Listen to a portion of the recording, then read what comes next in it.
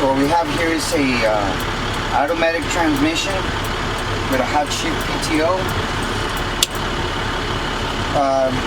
Pretty simple, just on and off, on, off. Neutral, parking brake on. You can decide to spray from your front two, your two rear, or the side sprayers. If you want to go mobile, just go to drive. Drive, and we're gonna select first gear.